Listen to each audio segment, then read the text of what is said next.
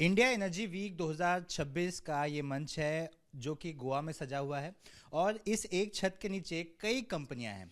हमारे साथ हरदीप सिंह पुरी जी हैं, भारत सरकार में मंत्री हैं पेट्रोलियम नेचुरल गैस के।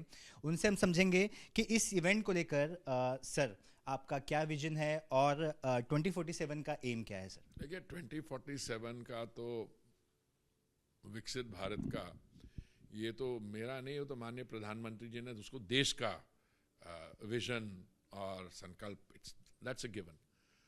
इसमें ऊर्जा सेक्टर की क्या कंट्रीब्यूशन है, मैं नहीं मानता कि आप अगर जैसे पहले स्थिति चलती थी 2006 और 2016 के बीच में आपने कुछ किया ही नहीं एक्सप्लोरेशन प्रोटेक्शन, तो वो कहाँ से विकसित बनेगा। दूसरा, आपने कुछ बायोफ्यूल ब्लेंडिंग में कुछ नहीं किया। आपने जब आपको दाम कंट्रोल में रखने थे तो वो हमारे पंजाबी में कहते थे कि आप क्या करो, आप कर्ज ले लो, कर्ज लेगा दादा या नाना और भुगतेंगे उसके पोते बाद में।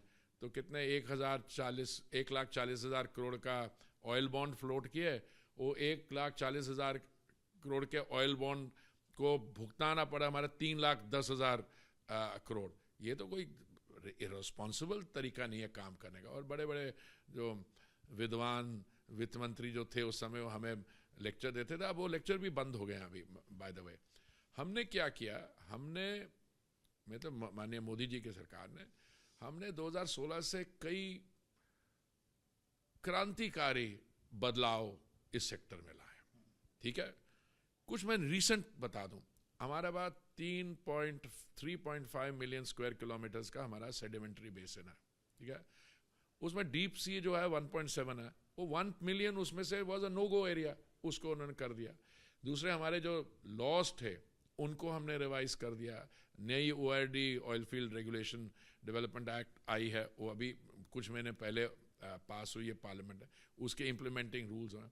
दूसरा देखिए, हम डेमोक्रेटिकली इलेक्टेड गवर्नमेंट के लिए क्या ज़रूरी है। डेमोक्रेटिक इलेक्टेड गवर्नमेंट के लिए एक तो अर्थव्यवस्था बढ़ानी, उस पर तो कोई दो राय नहीं है। आपकी अर्थव्यवस्था $2 ट्रिलियन थी 2014 में, आज 4.13 ट्रिलियन हो गई है। आप विश्व भर में 11वें स्थान पे थे, आप 4थे स्थान पे पहुंच गए हैं और आने वाले समय में आप 3रे स्थान पे चले जाएंगे। IMF ने प्रिडिक्शन की है, असेसमेंट की है कि आपकी जो अर्थव्यवस्था है पहले 6.6% की ग्रोथ होगी, उन्होंने 7.3 कर दी है ग्रोथ IMF ने। और कॉमन मैन जो है, who is the ultimate user of energy, मैं उनकी बात नहीं कर रहा जो फेरारी और लंबोर्गिनी गाड़ियां चलाते हैं, मैं बता रहा हूं जिसको अपने घर के रसोई का खर्चा निकालना है। भाई साहब, दुनिया भर में दाम बढ़ रहे थे, पर हमने रसोई गैस में जो सिलेंडर लगता है, प्रधानमंत्री जी उस पर कोई बल नहीं दिया। हमारी जो कंपनियां थी जो सिलेंडर गैस बनाते हैं, cylinder gas is the product of A refinery, उनका एक पिछले साल 39,000 करोड़ लॉस हुआ।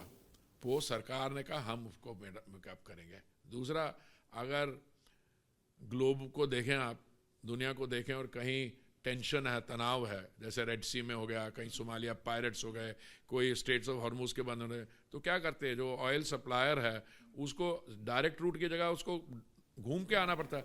जब घूम के आएंगे, लंबा रूट लेंगे, तो उसमें इंश्योरेंस कॉस्ट भी बढ़ेगी, फ्रेट कॉस्ट भी बढ़ा। कभी हमने उसको पास ऑन नहीं किया कंज्यूमर को। और मैं समझता हूँ it is a political point. माननीय प्रधानमंत्री जी ने कहा कि जी जहाँ तक हमारा कंट्रोल है, प्राइसेस वहीं नहीं रहेंगे, नीचे आएंगी। प्राइसेस नीचे आती नहीं है। हमने सेंट्रल एक्साइज ड्यूटी 2 बार कम किया, नवंबर 21 में और मई 2022 में कम किया। उसके बाद फिर कुछ महीने बाद उन्होंने 1-2 बार ही कम किया।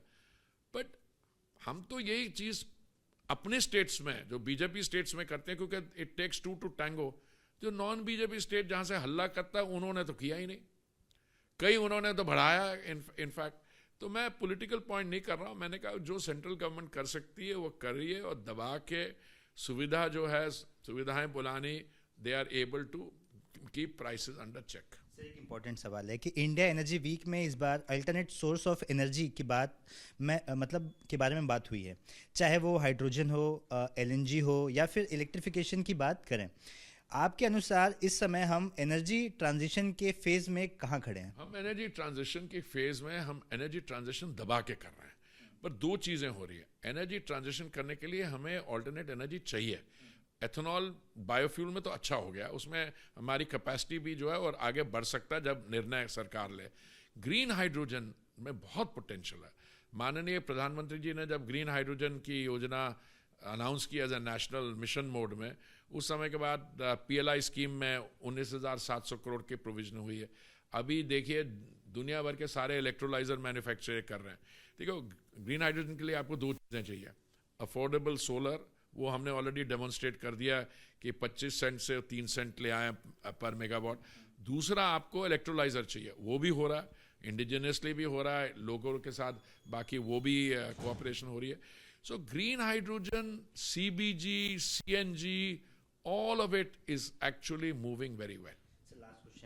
सर, सबसे सोलार और इलेक्ट्रिक को लेकर भी सरकार का काफ़ी फोकस है।